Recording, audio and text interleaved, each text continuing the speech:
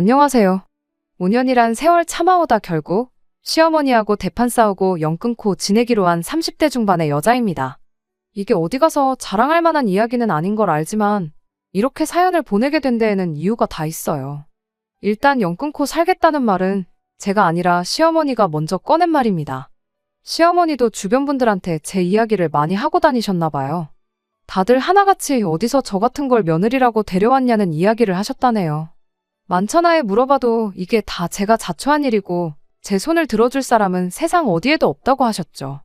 하지만 저는 여전히 제가 잘하면 잘했지 잘못한 행동 하나 한 게 없다고 생각하거든요. 이미 시어머니와는 연을 끊고 지내게 된 지 벌써 2달이 넘어가지만 남편도 중간에서 난처해야 하는 것 같고 신경 쓰여서 이렇게 제 이야기를 적어보내게 되었습니다. 제 사연 천천히 들어보시고 제가 정말 잘못을 한 건지 한번 객관적인 의견을 부탁드립니다. 만약 제가 잘못한 게 맞다면 당장 날 잡고 시어머니 찾아가 사과를 드릴까 생각 중이거든요.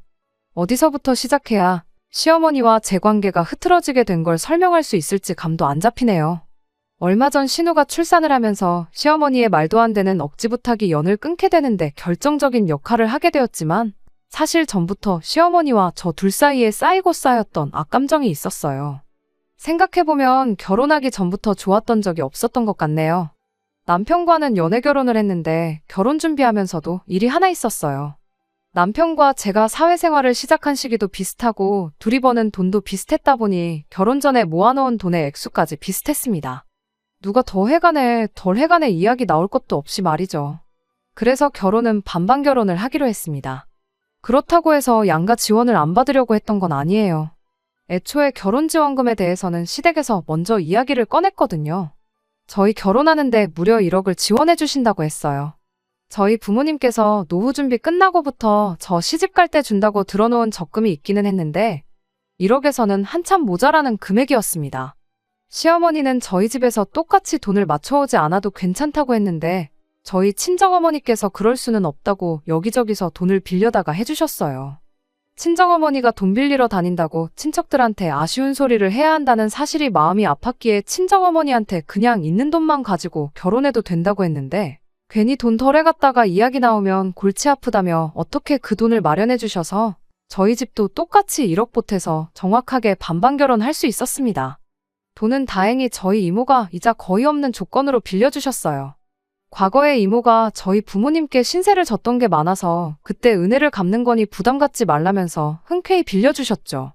저희 친정집이 서울 외곽 쪽에 있는데 의도한 건 아니지만 신혼집을 구하다 보니 친정에서 차로 15분 거리로 비교적 가까운 곳에 아파트를 구하게 되었습니다. 저희들 돈에 양가에서 지원받은 돈 합치면 대출 하나 없이 자가로 들어갈 수 있는 거의 유일한 서울권 아파트였거든요.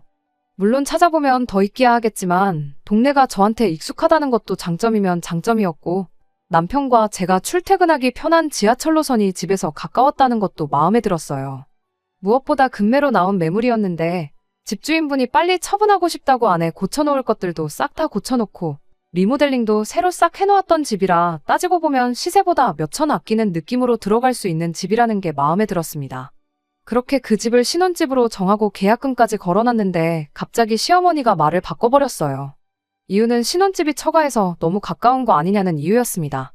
집이 가까울지언정 저희 어머니는 저희 집에 자주 오며 가며 하실 생각도 없는데 그런 건 생각 안 하고 내 돈 1억을 내고 우리 아들 처가살이 시킬 생각 있냐고?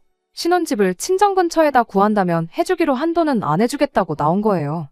이미 계약금까지 걸어놨는데 저렇게 나오니 아주 미치고 환장할 노릇이었죠. 시어머니는 지원해주기로 했던 돈을 안 주게 되면 계약금 조금 손해보더라도 저희가 시댁 근처로 신혼집을 구할 거라고 생각했나 봅니다. 애초에 저희가 신혼집 구할 때 시댁 근처 동네도 안 알아봤던 게 아니거든요. 그쪽 동네에서 저희 예산으로 집을 구하려면 꼬마 아파트나 빌라 정도밖에 없었는데 돈 때문에 그 집 들어가 살자니 나중에 처분할 거 생각하면 머리가 아프고 그렇다고 단지형 아파트를 구하자니 돈이 너무나도 모자라서 대출을 크게 받아야 하는 상황이었습니다. 그런데 이게 웬걸. 이 상황을 들은 저희 이모가 또 조건 없이 1억을 저희한테 빌려주시겠다고 나온 겁니다. 상황이 이렇게 되니 시어머니 입장에서도 이야기가 달라졌죠. 친정 근처에 살게 되었다는 이유 하나만 가지고 아들이 처가 눈치 보면서 살게 될까 걱정이었는데 이젠 시댁에서 돈 한 푼 안 해준다고 하는 상황에 집 살 때 모자란 돈을 다 친정에서 해주는 그림이 되었으니 이젠 더더욱이 남편이 저희 집 눈치를 안 볼래야 안 볼 수 없는 상황이 돼버린 거잖아요.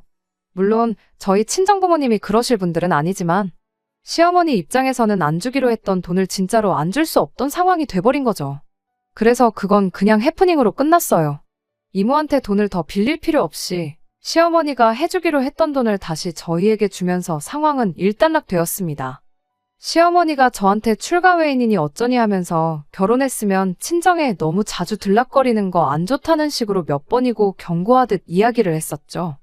솔직히 그 말들이 기분이 나쁘긴 했지만 그렇다고 일부러 친정에 더 자주 찾아가고 그럴 생각은 추호도 없었습니다. 남편이 장인 장모님에게 어려움을 느끼는 것처럼 솔직히 저희 친정 부모님도 사위가 오면 불편한 건 매한가지였거든요. 괜히 너네 오면 밥도 해야 되고 집도 치워야 되고 이것저것 신경 쓸 게 많으니 가깝다고 찾아오지 말라고 당부를 하셨거든요. 시어머니가 출가 외인이란 말 같은 거 굳이 꺼내지 않아도 친정에는 자주 들락날락 할 생각이 추호도 없었는데 아무래도 결혼 전에 시어머니가 했던 말이 있다 보니 저는 하기 싫어도 좀 더 시댁에 신경을 쓸 수밖에 없었습니다. 남편이 처가 눈치 안 보고 편하게 잘 지내고 있다는 걸 굳이 증명까지 해야 할 필요는 없었지만 멀리 살아도 시댁도 잘 챙기는 모습을 보여주려고 2주, 3주에 한 번씩은 찾아가고 그랬어요. 결혼하고 처음 2년 동안은 시어머니가 저한테 특별하게 잘해주지는 않았지만 그렇다고 해서 또 저를 특별하게 힘들게 하고 못 살게 굴고 그러지는 않았습니다. 기껏해야 아들이 밥은 잘 먹고 다니냐며 왜 이렇게 살이 빠진 것 같냐 하고 제 앞에서 아들 걱정 몇 번 하면서 눈치 주는 게 전부였었죠. 그런 시어머니가 본격적으로 저에게 무언가 요구를 하기 시작한 건 결혼하고 2년이 지나 남편의 동생인 신우가 결혼할 때가 되어서부터였어요. 1억 그거 괜히 지원받았나 싶을 정도로 돈 앞에서 엄청 치사해지는 시어머니였습니다. 시어머니는 저희한테 더도 말고 덜도 말고 축의로 2천만 원만 하라는 말을 꺼내셨죠. 제안이라기보단 통보에 가까웠습니다. 심지어 그 돈을 남편과 제가 공동으로 관리하는 돈에서 내라는 게 아니라 제 돈으로 모자라면 친정돈까지 끌어와서 해야 한다는 식으로 말을 하셨죠.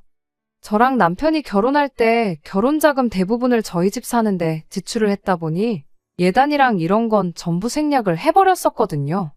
그때 당연히 받아야 할 걸 안 받았으니 신우 결혼식에 2천만 원을 요구하는 건 당연한 처사라는 식으로 이야기를 하더군요. 원래 그때 시어머니랑 신우가 받아야 했을 명품들이며 시어머니가 친척분들한테 돌렸을 것들에 이것저것 다 포함해서 말이죠. 애초에 신우하고는 사이가 그럭저럭 괜찮았다 보니 게다가 남편의 하나뿐인 동생이기도 해서 축의로 300만 원 정도 해줄까 생각을 하고 있었어요. 남편 돈 200에 제 돈 100 해서 말이죠. 못해도 신혼집에 75인치짜리 TV 하나는 해주자. 이런 걸 남편하고 상의하고 있었는데 막상 시어머니가 저렇게 대놓고 예단이 어쨌니 저쨌니 2천만 원을 친정돈 합쳐서 주니마니 이러고 계시니 TV는커녕 단돈 20만 원도 해주기 싫어지더라고요. 그래서 시어머니한테 예단 안 해온 거 해드리는 셈치고 제 돈으로 2천만 원 흔쾌히 해주겠다고 했어요. 대신 저도 못 받은 예물 받아야겠다고 말했어요. 예단 예물 원래도 주거니 받거니 하는 거 아니냐고. 그러니 저도 이참에 어머님 돈으로 머리부터 발끝까지 다 금으로 도배를 해봐야겠다고 했죠. 금이면 나중에 값도 오를 수 있으니 투자한다는 개념으로 생각해보니 결코 손해보는 장사는 아니라고 생각했죠. 그런데 시어머니는 막상 예물에 대해서는 아무런 생각도 안 해보셨나 봐요. 예물 이야기가 나오니 그 뒤로 신우 축의금에 대해서는 입도 뻥끗 안 하시더라고요. 시어머니만 가만히 계셨다면 저도 손이 작은 사람은 아니니 신우가 못해도 저희한테 TV 하나는 받았었을 거예요. 그런데 뭐 좋은 걸 해주자니 괜히 시어머니 때문에 해주는 것 같아서 더 해주기 싫더라고요. 그래도 신우는 거기서 잘못한 건 없었으니 그냥 절충해서 100만 원 축의해주고 끝냈습니다. 신우가 저희 결혼할 때 10만 원 해줬던 걸 10배로 돌려받았으니 신우도 불만 하나 없어 보였어요.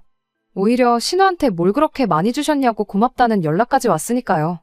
시어머니 때문에 많이 줄은 거라고 말해줄까 말까 하다가 이간질까지 하고 싶지는 않아서 말았습니다. 아마 이때부터였을 거예요. 시어머니가 본격적으로 저를 못 살게 굴겠다 작정했구나 느낀 게 말이죠. 없던 집안 제사까지 만들고 평생을 사드시던 김치도 직접 담궈 드시기 시작했죠. 왜 며느리들이 다들 스트레스 받아 한다는 것들이잖아요. 하지만 김장이나 제사가 앞으로 평생 하라면 정말 스트레스 받는 일일지는 몰라도 사실 저한테는 당장 그렇다 할 큰 타격이 없었어요. 1년에 그런 큰 행사가 몇 번이나 된다고 그때 잠깐 고생하는 게 힘들 게 뭐가 있겠어요.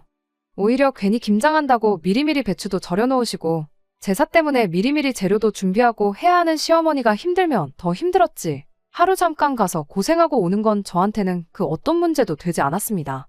오히려 제사 끝나면 끝나는 대로 며칠치 반찬거리 챙겨오고 김치도 김치냉장고 가득 채워 1년치 먹을 만큼 가져왔었으니 1년에 몇 번 안 되는 그런 시댁 행사 참여하는 게 힘들고 짜증난다기보단 즐겁기까지 했어요. 막상 제가 너무 재밌어하는 반응을 보이니 제사랑 김장도 얼마 안 가서 그만두시더라고요. 제사야 뭐 남의 집 후손인 제가 나서긴 그런데 김치는 또 담궈 먹다가 다시 사 먹자니 아쉬워서 김장철만 되면 제가 일부러 시댁에 절인 배추 주말에 배달 주문해놓고 도착하는 날에 시댁 찾아가 김장하자고 일부러 하고 그랬어요. 언젠가부터는 시어머니가 김치 담가 먹을 거면 혼자 해 먹으라고 여기로 배추 좀 보내지 말라고 아주 학을 떼더라고요. 하지만 저는 아랑곳하지 않고 계속 그렇게 했어요. 남편도 보면 저랑 시어머니랑 참 안 맞는 것 같은데 어떻게 보면 둘이 엄청 친해 보인다고까지 할 정도였죠. 저는 사이가 좋다기보단 꿍짝이 잘 맞는 거라고 대답하긴 했는데 일이 이렇게 되고 난 지금 생각해보면 그렇게 생각했던 건 저 혼자뿐이었고 시어머니는 어떻게든 며느리 한번 잡들이 제대로 해줄 날만 손꼽아 기다리고 계셨던 것 같네요. 아무튼 이런 식으로 제 스스로 평가하는 거긴 하지만 나름 결혼 생활 현명하게 잘하고 있었어요. 저랑 남편 관계도 더할 나위 없이 좋았죠. 하지만 고민거리가 하나 있었는데 도무지 아이가 생기지 않는다는 사실이었습니다. 사실상 집에 갚을 대출이 남은 것도 아니었으니 아이는 아무 때고 가져도 상관이 없었거든요. 일부는 체력이 모자라서 그런 걸 수도 있으니 직장 그만두고 마음 편히 준비하면 아이가 생길 거라는 의견도 있었어요. 경제적으로 모자랄 것 없던 상황이긴 했지만 막상 또 돈 생각하니까 외벌이는 하기 싫었고요. 그러다 생각한 게 아예 제가 재택근무가 가능한 직종으로 일을 배워보면 어떨까 싶더라고요.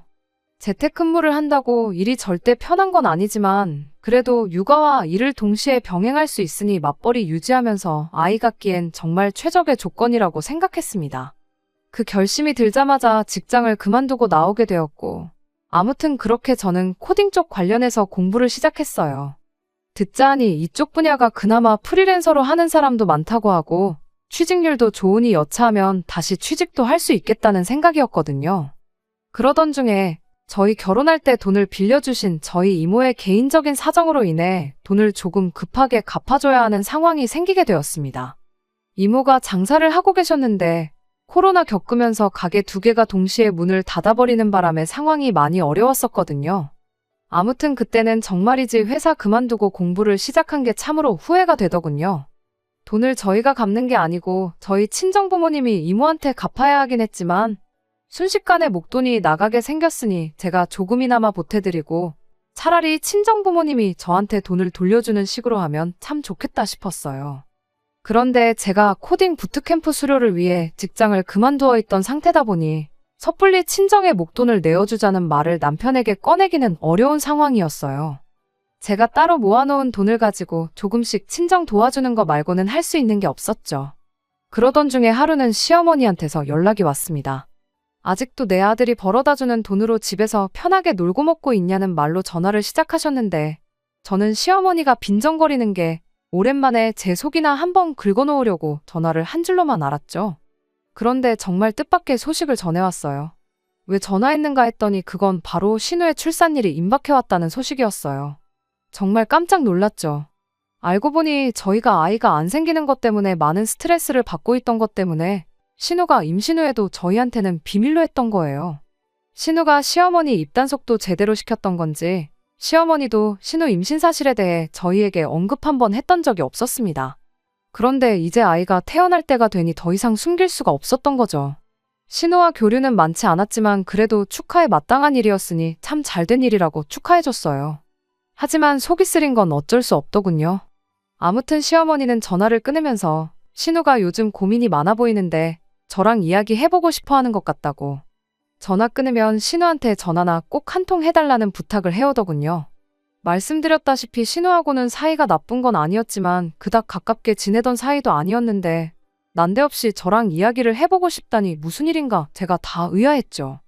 그래서 곧바로 신우한테 직접 축하한다고 인사도 건네줄 겸 해서 전화를 걸었어요. 미안해할 게 하나도 없는데 신우는 미안해서 어쩌냐며 저한테 사과를 하더군요. 저랑 남편 두 사람 다 병원에서 검사까지 받았는데 둘 다 문제가 없다고 했으니 시간 문제라고 미안해하지 말라고 한마디 해줬어요. 이런저런 안부 인사를 주거니 받거니 하면서 한참 수다를 떨었는데 시어머니가 말한 것과는 다르게 신우가 딱히 고민이 있어서 저랑 이야기를 하고 싶어하는 사람처럼 보이진 않더라고요. 설마 또 저한테 말을 시작하기가 어려워서 일부러 저러는 건가 싶어서 그냥 단도직입적으로 신우한테 물어봤어요. 시어머니가 말해줬다고 저한테 고민 상담하고 싶어 한다고 그랬다지 않았느냐고 물었죠. 신우는 제가 무슨 말을 하는 건지 짐작을 못하는 듯 하다가 그거 하면서 고민이긴 한데 새언니랑은 딱히 상관없는 이야기라고 입을 열었어요. 저보고 신경 쓰실 필요 없다고 대뜸 이야기하는데 왜 그런 거 있잖아요. 누군가 말을 하려다 말면 무슨 말을 하려고 했는지 엄청 궁금한 거요. 그래서 신우한테 무슨 일인데 어머님이 나한테 말씀을 그렇게 하셨던 거냐 물어봤죠. 신우가 설명하기를 사실 신우네가 형편이 썩 좋은 편이 아니다 보니 맞벌이를 무조건 해야 하는 상황이라고 하더라고요. 신우네 시댁에서 아이를 봐주기로 하기는 했는데 그쪽 사정상 아이 태어나자마자 1년 정도는 불가능한 상황이라고 하더라고요. 그래서 친정, 그러니까 저희 시어머니한테도 부탁을 해봤는데 시어머니도 시큰둥한 반응이었다고 합니다. 그러다 시어머니가 제 이야기를 신우한테 해줬다고 하더라고요. 제가 요즘 회사 그만두고 집에서 놀고 먹는다는 식으로 말이죠. 그래서 애 봐주는 걸 저한테 부탁해보라고 했다더라고요. 신우는 제가 재택근무를 위해 새 공부를 시작했다는 사실은 모르고 있었어요. 시어머니 말 맞다나 제가 본격적으로 회사 그만두고 집에서 놀고 먹기 시작한 줄 알았답니다. 오해를 한 건 아니고 그냥 제가 직장을 그만둔 게 본격적으로 자녀 계획을 준비하려고 그러는 건가 싶었대요. 신우 입장에서는 저한테 부탁하고 싶은 마음이 굴뚝 같긴 했지만 아이가 안 생겨서 고민이 많다던 저희 집에 아이를 부탁하기에도 또 너무 미안해서 말을 꺼낼 생각이 없었답니다. 그래서 집으로 출퇴근하는 베이비시터를 고용하니만이 알아보고 있던 와중이라고 하더라고요. 그런데 이야기를 듣다 보니까 그냥 까짓 거 내가 해주지지 뭐 그런 생각이 들었습니다. 당장 내일 아이가 생긴다고 해도 애가 생기자마자 태어나는 것도 아니고 최대 10달은 더 걸리는 일이잖아요. 무엇보다 사실 제가 아이를 봐주겠다는 생각을 갖게 만든 건 친정부모님이 이모에게 갚아야 할 돈 때문이었습니다. 제가 직장을 계속 다니고 있었더라면 신우도 저한테 부탁조차 안 했을 테지만 지금은 이야기가 다르잖아요. 당장 돈 주고 사람 구해서 쓸 생각이면 내가 가족 할인 해줘서 돈 조금 덜 받고 봐주자 하는 생각이 들었어요. 그러면 저도 월 고정 수입이 생기는 거니 그 돈으로 조금이나마 친정어머니랑 이모를 도와줄 수 있으니까요. 제가 급전이 필요한 상황에 신우도 아이 봐줄 사람이 필요했으니 이거야말로 신우 좋고 옳게 좋은 일 아니겠냐 싶대요. 아니나 다를까 신우도 너무 잘 됐다며 좋아하더라고요. 신우 입장에서도 모르는 사람보다는 그래도 가족이 아이를 돌봐주는 걸 선호할 테니까 말이죠. 비용도 상대적으로 저렴하게 할 수 있었으니까요.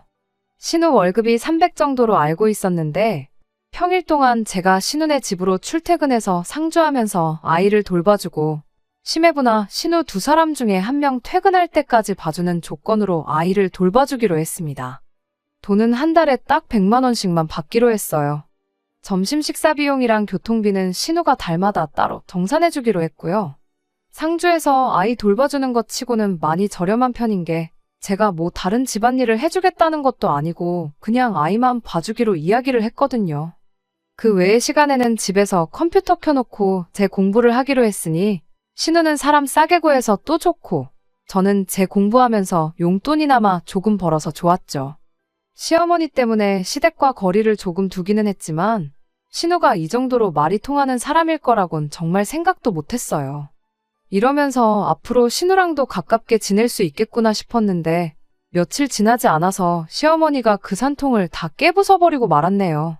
아무튼 신우랑 그렇게 하기로 정하고 며칠 지나서였는데